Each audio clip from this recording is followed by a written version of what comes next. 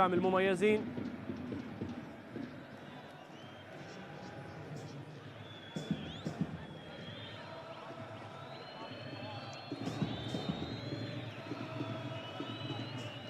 هنا كرة في الخلف،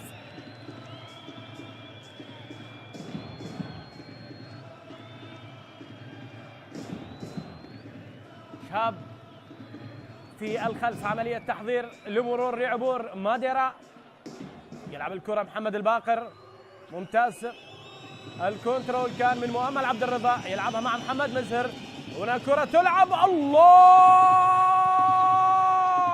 جول جول جول، أول لصقور الغربية بكرة رائعة إنجليزية تامة من مؤمل عبد الرضا على طريقة الإنجليز.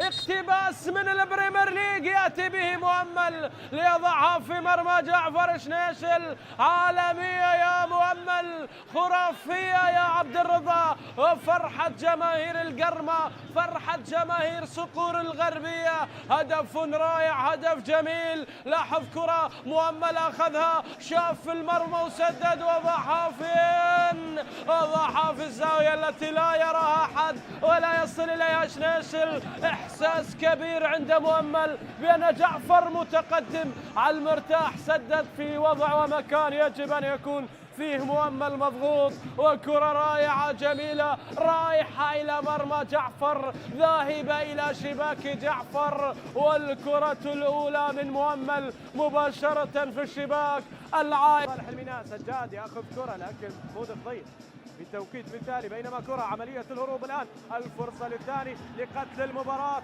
لقتل المباراة. الله،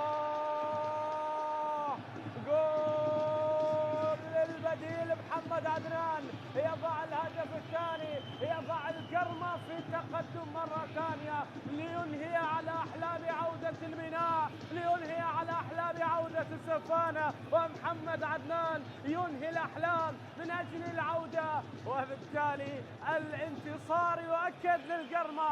أول انتصارات خلف، كرة كشفت كل الخطوط، وعدنان مرة من جعفر، عدنان وضع الكرة في الشباك. لاحظ هنا عملية تمرير ممتازة، مرور رائع، وكرة في المرمى لهدف ثاني، لخبر ثاني، لتأكيد ثاني بأن المباراة حسم أمرها لصالح القرمة، وعدم استغلال الفرص يتحمل هجوم الميناء. وهذا كل الذي ضاع، يجازون بهدف لينتهي الأمر مع انفجار وفرحة لأحمد خلف.